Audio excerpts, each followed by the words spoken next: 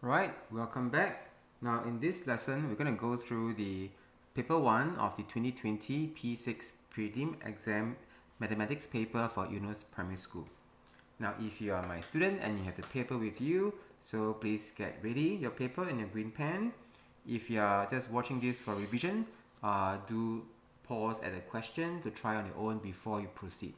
Let's get started. Now, in 283,467, the value of the digit 8, right? So, if you were to break this up, this is actually the value of 7 ones, this is the value of 6 tens, this is the value of 4 hundreds, this is the value of 3 thousands, this is the value of 80,000. Of course, this will be your 200,000. So the answer will be 80,000. Answer is 4 for the first one. Next question. Which of the following numbers is a common multiple of 2 and 8? Now, multiple refers to something like a times table. So, for example, multiple of 2 will be 2, 4, 6, 8, and so on and so forth. Multiple of 8 will be 8, 16, 24, 32, so on and so forth. So what are common multiples of 2 and 8? Now, any number smaller than 8 must be wrong, right? 2 and 4. Why? Because they're not inside the multiple of 8. So let's look at the larger number. So 8, you have 10, 12, 14, 16, 18. Yeah, we have 18, but there's no 18 here. So 18 is not. 24 clearly is 1. For example, you have 8 times 3, 24. You have your 2 times 12 is 24. So 24 is the answer. Okay, next one. Fractions. Now, arranging these fractions from largest to the smallest. Now, one thing I do, because this is paper 1, and these are all 1 mark questions. Question 1 to 10 are 1 mark. Typically, the method required to solve these questions do not need you to do lots of working. Sometimes no working at all. So how can you do this without too much working? Well, I think in terms of 1 whole, I think in terms of half.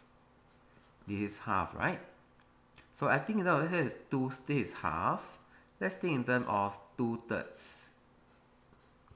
So 2/3 is something like this. This is 2/3.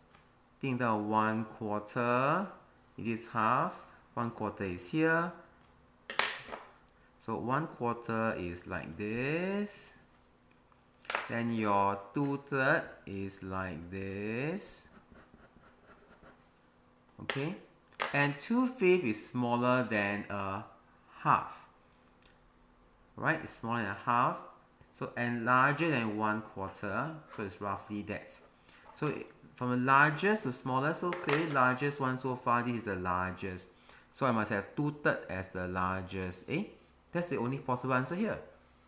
The smallest will be 1/4. You see? No need working. Now I don't even have to draw this. It can be in your head. Just understand this. Of course, you can do by working, no problem. You can compare two of them first. For example, let's compare these two. Actually, clearly, this is larger than these two. This is more than half. So it's very clear this is the largest. Okay, and that's the answer. But let's say you want to be super sure. You're not sure which of these is the smaller one. Just change them, for example, into equivalent fractions. Times 5 times 4. You see, this is the smallest. 5 over 20. 5 20ths, right, is smaller than 8 20ths. So this is the smallest. Okay, let's go to the next one. Question 4. Which of the following shows 1/3 of the figure? 1/3 of the figure shaded. Then some of you got confused. You don't see 3 parts. You see 6 parts. Can be 6 parts, right? Just change to equivalent fraction there. You have 6 parts. 6 times 2 times 2, 2, 6. So 2, 6. So answer is 2. Next one. Part of the scale is shown here. What is the value of the reading at x? So for this kind of thing, right, you look at two numbers that are given to you already. For example, I'll choose this and this, or I can choose this and this also, doesn't matter. You can see there's 1, 2, 3, 4, 5 equal parts here. And what's the value here? This will be 13.01 minus 13. We have 0.01. And this part here cannot, it must be something even smaller than this. So it will be, for example, 0.002. How do I know? I use 0.01 divided by 5, right? Because there are 5 equal parts. The value here, I subtracted these two numbers to get 0.01 divided by 5. Okay, still 0. 5 times 2, 10. Okay, 0.002. In other words, this one will be 13.002, 13.004, 13.006, 13.008, 13.010. There. So in other words, everyone, this will be 13.02, so 13.022, 13.024. This will be the answer, 13.024. Answer is 4. Next one, question 6. A box contains 45 blue and yellow balls. So altogether there are 45 balls. There are 10 yellow balls. So I have yellow, blue, and total. Total is 45. Yellow is 10. So how many blue? So blue would be 45 minus 10. That would be 35. No need calculator, right? Very simple mental sum. Then what's the ratio of yellow to blue balls? This will be the ratio. But the answer is not there. Why? Because you've got to simplify this further. So divided by 5. Divided by 5. So that's the answer. 1. Next one, let's go to question 7. Livia had K dollars at first, algebra. She bought 3 shirts at $10 each and a dress at $25. How much money had she left? So you can think about how much did she spend here? She spent $30 on shirts and $25 on dress. So together here she spent $55. She had this amount of money at first. So K dollars minus this, or dollar sign outside, K minus 55. And the answer would be 2 for question 7. Next one. Mrs. Lim had 3.6 kg of flour. She bought another 50 grams of flour. So how much did she have altogether? So she had 3.6 kg at first. Then she bought 50 grams. Don't get tricked by the units. 3.6 kg is equal to 3,600 grams. Because 1 kg, revised with you, is 1,000 grams. So 3 kg will be 3,000 grams. 3.6 kg will be 3,600 grams. Here is 50 grams, right? So at plus 50, 3,650 grams. This is the answer for question 8. Next one, let's go to some volume question. So volume, there are two formulas. Length times breadth times height. Or this part is known as base area times height. So we have a cuboid with a square face. So this is the square face. So if one side is 10, the other side must be 10 cm. So we have one side is 10, one side is 10, this side is 3. So we have all the 3 dimensions we need. The length, breadth, height. So we use this formula. And we can find the answer. So that will be 10 times 10, very easy number. There's 100 times 3. That will be 300 cubic centimeter. Answer is 9. On the question 9, the answer is 4. Let's go to the next one. The last one mark question, question 10. Now the figure below, they have a rectangle. So you know there are some right angles inside. These are all right angles. Opposite side are equal length. These two sides are equal in length. AC and BD are straight lines, okay. Now if it's a square and you cut across, you will cut this 90 degrees exactly into 45 and 45 degrees. But if it's a rectangle, it does not. But I do know that this is right angle, right? So you can know this is easy to find if we need this. 90 minus 64, you will have your 26 degrees if you need to find this. You're supposed to find angle CED. Usually I'll just shade it, CED, so I make sure I don't forget it. To find this, well, there are several ways to do so. If, for example, this angle is the same as this angle, right? Vertically opposite angles. So if I know this angle is 26, I just found it, right? 26. And do you see the two toothpicks here? This tells me this is an isosceles triangle. So this is also 26. To find this angle E, very simple. This is a triangle. Sum of angle in a triangle is 180. Subtract away 26. Subtract away 26. It's actually subtracting away 52. You have a 128 degrees. And the answer is 3. Now let's go on to a 2-mark question. Now, a cookie store, at a cookie store, 40% of the cookies sold last Sunday were butter cookies. The rest were coffee cookies. So there are 40% here that were butter cookies, and then the bigger proportion here is the coffee cookies. And we were told that there were 120 coffee cookies. So this 60% is 120 coffee cookies. Right? Coffee cookies, 60%. So how many were sold in all? They're looking for 100%. Now I have 60% is 120. I'll do it the way most of you would do it. So most of you will go to 1%, which is perfectly fine. Right, 60 you get 2. Then you look for 100%. You times 100, you have 200, and the answer is 3. Another way, sometimes it could be simpler. Sometimes, for example, 60% is 120. So I want to go to, let's say, 10%. Why 10% instead of 1? To get to 1, I must divide by 60. Big number, compared to if I do this, I actually just divide by 6. It's a single digit number. So here, divide by 6. 12 divided by 6 is 2. This is 120, right? So I get 20. Now 100%, here you actually multiply by 100. Here I'll just multiply by 10. I like to deal with smaller numbers. So here multiply by 10. 20 times 10 is your 200. It's exactly the same answer. Okay? Either way is fine. Next one, let's go to the next question. Question 12. The table shows the number of students with the following scores for a mathematics competition. So 7 students scored 20 marks, 3 students scored 21 points, 11 scored this, 5 scored this, 3 scored these points, and the one scored the highest, only one person. A higher score means a better performance, obviously.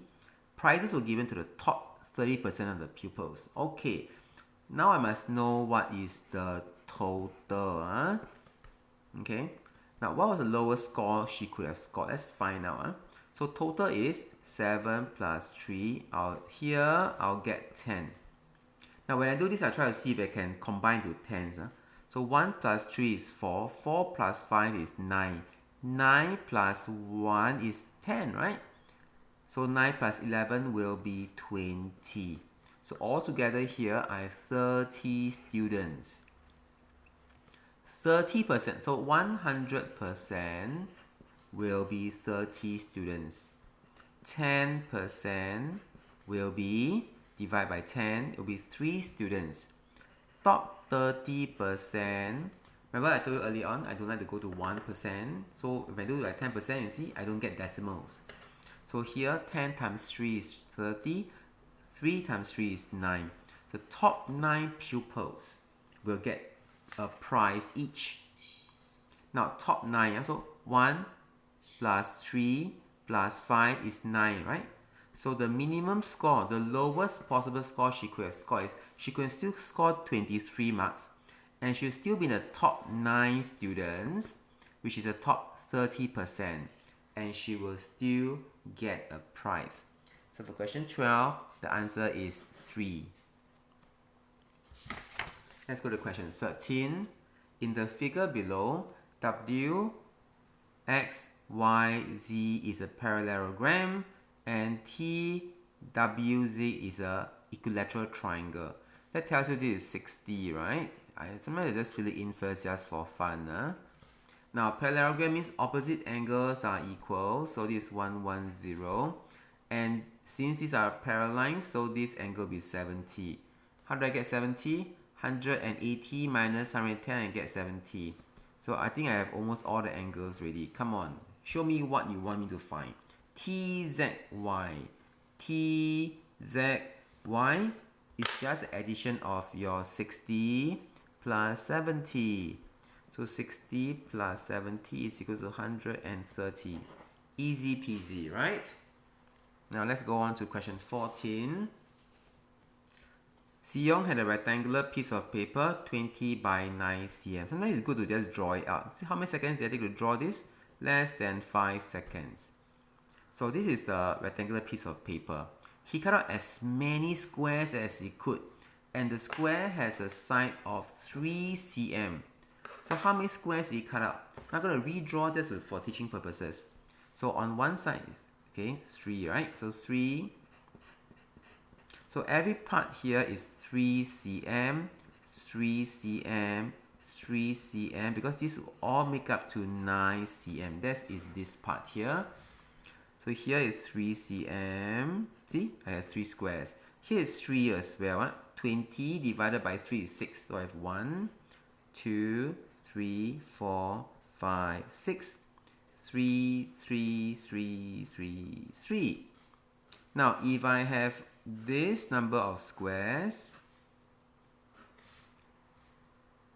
do I have any more spare paper left? I still have, right? I still have a bit of cm here, 2 cm here.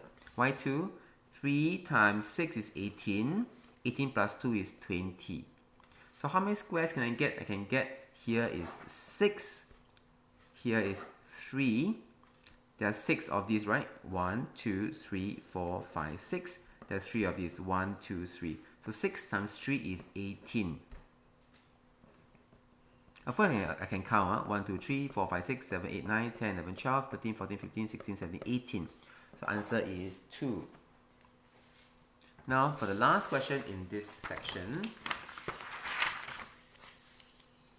A group of 5 children book a table tennis table for 3 hours. This is a rate question. Similar question could be like car park parking time, or the amount of money you pay to rent a bicycle at East Coast Park, things like that. So for 3 hours, they booked a table tennis table and it took turns to play. At any time, only 4 students could play table tennis, or sometimes you call it ping pong. So on average, how long did each child play at this table? So you must know a conversion. So 1 hour is actually 60 minutes. They book for 3 hours, so that means they book for 60 times 3, 180 minutes. Now at any time, there were 4 children playing table tennis. So on average, how long did each child play table tennis? Okay, now let's say there are not 5 children. Let's say there are 4 children. Just to understand this question, if there are only 4 children and they book it for 3 hours and 4 children are playing table tennis all the time, then each child would have played how long? Now, if you are going to use 180 divided by 4, then you are wrong. Okay? Because if 4 person can play at a table tennis table, and if there are 4 person who booked it, of course they will just play throughout the 3 hours, which means everyone on average would play 3 hours. Okay, which is 180 minutes. But right now the thing is there's 1 extra child, 5 children. So we have a plus 1 here. So everyone can't play for just 3 hours straight. If everyone just play for 3 hours straight, everyone of the 4, they are A, B, C, D. Alright, just play your Alan, your Ben, your Charlie, and your Daniel. Just play for 3 hours. Then don't give the last one, Emily, a chance to play. So sad, right? So they can't each be playing 3 hours. They need to give up some hours for Emily to play. So how do we then do this? So let's divide up the 3 hours or the 180 minutes by 5 person. So in other words, that's 36 minutes. And that's where some of you thought this is the answer. No. Right? They're not playing in turn as in one by one. It's not saying that. I mean, ping pong is a game whereby you need to have 4 person playing. Can have 2 person playing or 4 person playing, right? They hit the ball 2 and 4, 2 and 4. If only one person is standing here playing for 36 minutes and the rest are just sitting down at the side watching one person play, can't play, right? You need to have 4 person playing at the same time. So they play doubles, you know, 2 person here, 2 person here. Okay, so in other words, for the first 36 minutes, remember there are 5 of these, right? So second 36 minute, third 36 minute, fourth 36 minute, the last 36 minute. You're going to work it out, right? All of these add up together will be equal to 3 hours or 180 minutes. So what's happening in the first 36 minutes? 4 person are playing. Then 1 person rests. Then one of them will go over here after the first 36 minutes and rest. Then here you will have your 4 person playing. Then after 36 minutes, one of them will come over here and rest. Then the remaining 3 plus, and this one will come back here and play, 4 play. Then after the 36 minutes, one of them will come over here and rest. This one will join back and you see a 4 person playing. See a 4 person playing, 1 person resting. So everyone got to play for 4 slots of time. Okay, every person get to play for 4 slots of time. So everybody will rest 1 time, once. So in other words, everyone will play for 4 blocks of this. You have 144 minutes. So everyone get to play this. That's pretty nice, okay? So that's the answer. So now we're going to stop this part. You can take a break and then we'll carry on with section B, the remaining 10 questions.